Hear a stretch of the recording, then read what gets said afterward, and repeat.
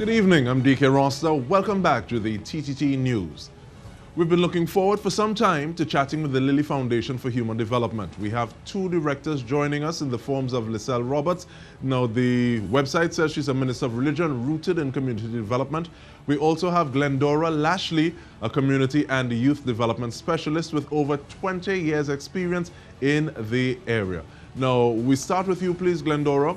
What is the Lilly Foundation about? Good evening, DK. Thank you for having us. The Lilly Foundation for Human Development, we are a non-profit company. We are focused on community and youth development, and we pride ourselves in doing that with focused in an area that we call non-traditional education, exposure, and experience. So you will find us doing the things that the regular NGOs don't necessarily pay attention to. And we want to talk about some of those things in just a bit. Actually, we'll bring Liselle in now to give us an idea of your take on it, because now we see that conversations about education are taking the nation by storm because of the COVID-19 pandemic.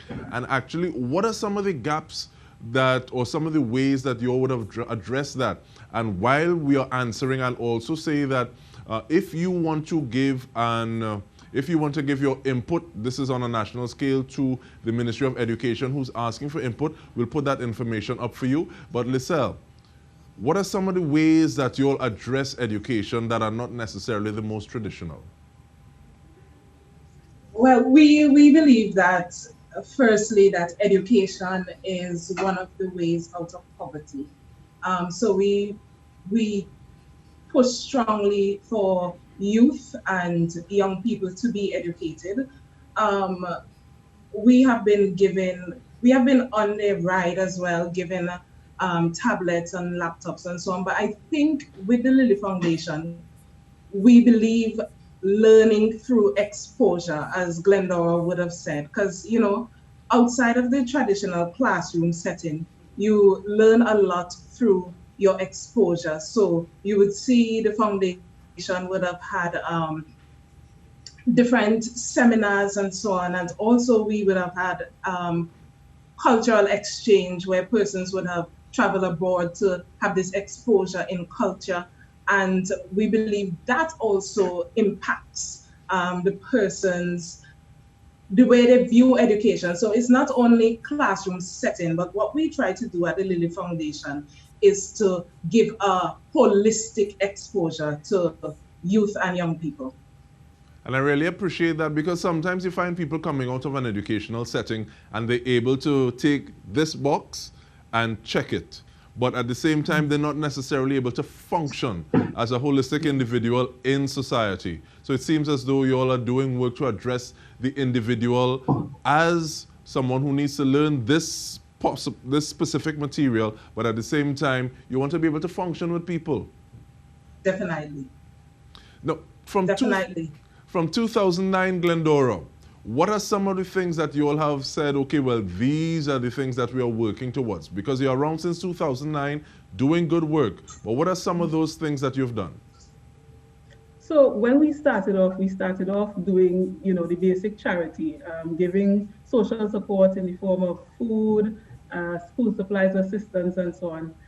In that, our experience led us to see how much more complicated the situation is in Tobago, and by extension the world really.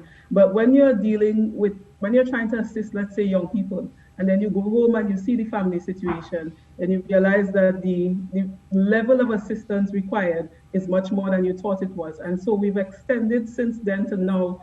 We look at mental wellness. That's a focus on your mental health and your mental well-being. A big issue for us in the region is gender-based abuse and violence. That's a big mandate for us at this point. We've been looking at combating that area, trying to reduce the instances. We are focused, however, more on a kind of restorative approach as opposed to simply punishment and, you know, the usual spotlighting things and causing it to be a national discussion. We are more about bringing families back together and having a sustainable path for victims of abuse and violence.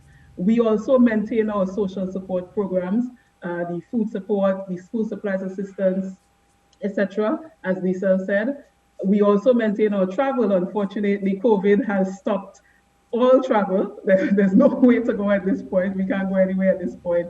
But travel is a critical part of the programming of the Lilly Foundation for Human Development because, again, that exposure is important. So simply taking a young person or an adult out of Tobago who especially have never left Trinidad and Tobago before and taking them, let's say, to Grenada, Barbados, the United Kingdom, Germany, etc., that is a big part of the mandate of the Lilly Foundation for Human Development.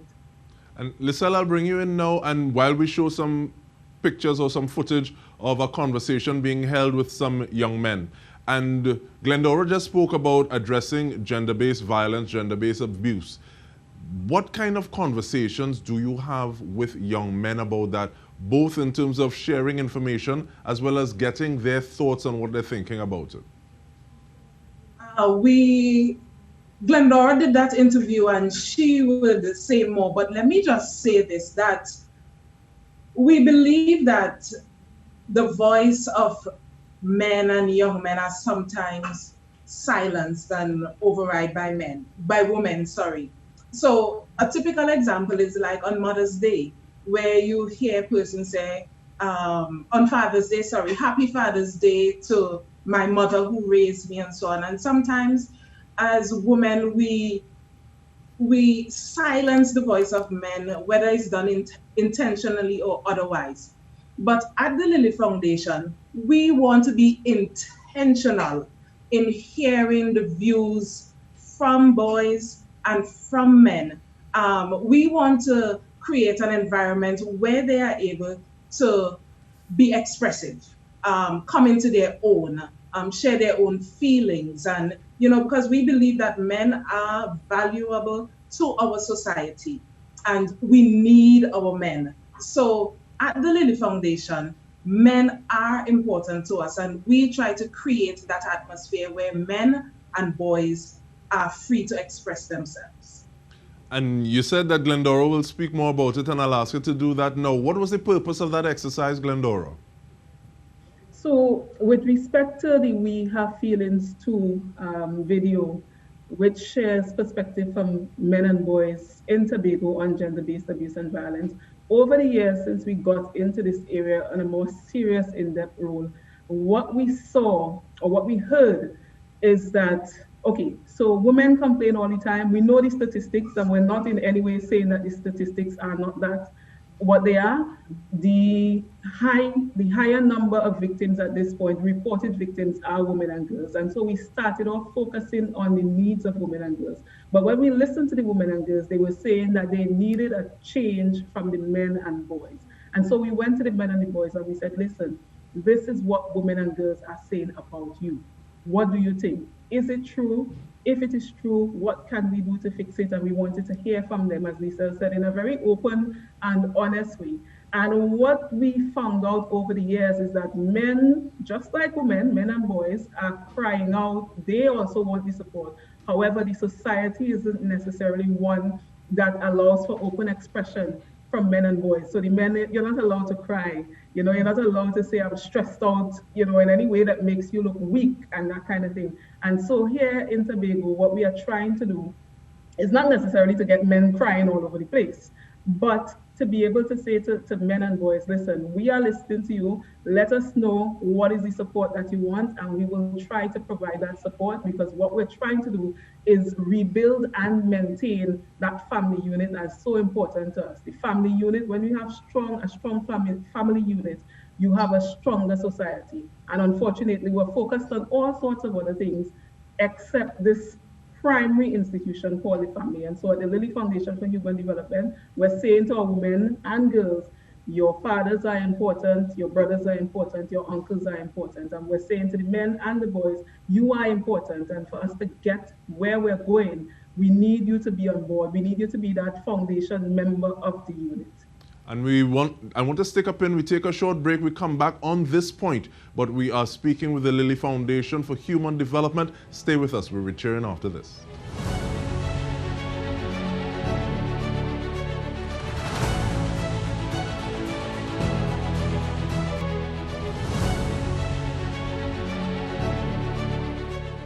Welcome back. We are chatting with directors of the Lilly Foundation for Human Development, Liselle Roberts and Glendora Lashley. And Glendora, we continue the conversation. Now, you said you don't want men in Tobago just crying down the place. But at the same time, how important is it to have that space where men can be vulnerable and share of themselves without seeming to feel weak or to appear that way? And how important is it you holding that space for them? Well, first of all, we must acknowledge both Liselle and I are female, we're women, all right? So we believe that it is extremely important that men are allowed to express themselves openly and honestly, even if that includes having a good cry. When we say not crying down the place, as you are aware, DK, in our society, here in Tobago, in Trinidad, and even internationally, it's not yet society does not yet accept men just openly crying, particularly men that are in our region, all right? And I'm not sure that they are willing to just do that just yet.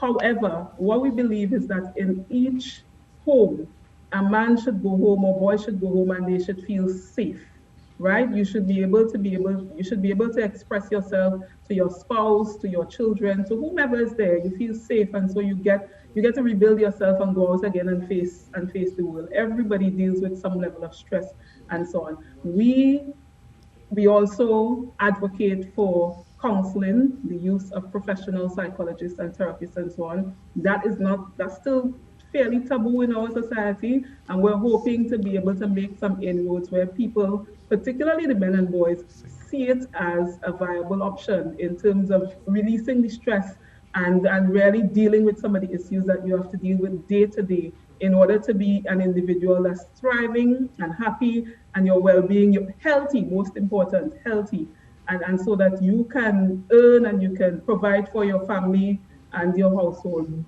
That's of critical importance to us. We also hope that women will understand, and this is what we're advocating for, that we too, as women, understand that we should provide a listening ear to our men and boys. So for example, our sons, it's important for a lot of women, and in our society, we have a lot of single mothers out here. It's important to allow the boys to be boys. It's important to give them that positive male figure in their lives so that they can have somebody to model after, or to have a better understanding of what it means to be a man. No woman can say to a man, this is how you're supposed to be a man, because we don't know it, right? And this is the kind of discussion that we're hoping to have started and have continued. And we hope that the men will see it and jump on board, because so far we've had a lot of good feedback from the men, but the men are still a bit reserved coming out publicly because this is something new to them. And I can understand that. So kudos to the gentlemen that you all have had who have been willing to be part of the video content that you all have generated. And that leads me to my next question. It seems as though there is a bit of a thrust to have content that can be shared in terms of men have feelings too, as well as the financial literacy, STEM and STEMlets. What is that Liselle, you spoke about moving with intention. Is it an intention to be able to create this sort of content to share? Definitely, it is intentional. We do the research, and then we put in the work. We try not to just do things because everybody's doing it. What we at the Lilly Foundation want to do, we want to make an impact. And when we make that impact, we are about changing lives and changing society. That's the end result, to that end. So it's not just about having any conversation or having a conversation, but it's more so to punchline, have the impact, reach the people, target the persons, and then as a result of that, then the joy for us is seeing the results in the transformation of lives, of families, of communities, and of society. And I'll stay with you, please, Liselle. And although I want to ask both of you this question, both of you ladies, the impact that you just spoke about, Liselle, give me some feedback, and I'll specifically go to Mother Pimp, because I can see, or I think it's possible, this would be, or the topic matter would be something that it may be spoken about in very closed circles, if it's really acknowledged at all. But having a video, having something that was produced and brought to the fore, that can have the impact, so people speak about it. You start off conversations, and in having those conversations, you can address it. Am I off, or correct me if I'm wrong? You're on target. You're on target. And we also not just, you see, it's not just about doing a video, but look at it's well done. Content, conversation, and then we see the effects in the transformation. So we are careful in our content, and we hope that we would have transformation as a result. And I'll ask you the same question, please, Glendora, while we're seeing a piece from this footage, this content that you all have created. So with respect to Mother Pimp, that video, I think at this point, it's gotten about 10,000 or so views. And let me just, before I get into that, let me just stick a plug here for the Canadian High Commission to Trinidad and Tobago. We have had the benefit of enjoying a remarkable relationship with the Canadian High Commission. They are the ones who have made both of these videos possible. And we're really grateful that as a stakeholder here in Trinidad and Tobago, they saw it fit to come on board specifically for these types of initiatives that are not necessarily, what we see all the time. With respect to the content, and as Liselle said, we sometimes deliberately go for what some people may see as shock value, in the sense that there are many taboo things. DK, you said it, we don't have the kind of conversations. Nobody wants to talk about a mother prostituting her daughter so that the household can survive. Nobody wants to talk about that, but we see it all the time. Nobody wants to talk about incest. Nobody wants to talk about grown men whose sexual preference is specific to young girls or young boys. And so we, without targeting in a negative way any perpetrator out there, we're simply highlighting what are real life situations for us here in Tobago and in Trinidad, and saying to the public, listen, this is what is happening. These are the issues that are being experienced because of them. These are the social ills that we talk about in society. But in order to adequately address and begin to say, well, okay, how are we going to change this? You have to. You can no longer be in denial about why it is happening. And so we try to focus as strategically as possible on the why these things are happening, and hopefully simply just spark that conversation, because we are aware that the society isn't quite ready just yet to have the conversation as openly and as honestly as we would like, but thanks to you, DK and TTT, you all are giving us a platform now to even reach a much wider audience, and to say to not just the nation of Trinidad and Tobago, but the region, because we've had some Caribbean brothers and sisters reach out to us about the content in the videos. And much like we are experiencing this here in Trinidad and Tobago, they are also experiencing it in other parts of the region and even internationally. And what we want people to be able to see, especially the everyday people, the young people, the grassroots people, the mothers who feel like they have no hope, that kind of thing, is to be able to understand, listen, you're not alone, and we can start to have the conversation. So even if you're not ready to call in the police just yet, even if you're not ready to go to a therapist just yet, let's start having the conversations. Put your views out there anonymously if you would like, because the more content is generated and the more honest, real content is generated, people will begin to feed off that. And that's all we're trying to do at this point. And we want to thank you for giving us the opportunity to help spread this message. And hopefully this is just the start of conversations that we have. Glendora, Lashley, and Liselle Roberts, thank you so much. On behalf of the entire news crew, I'm DK Rossa. Thank you for joining us. Have a good night.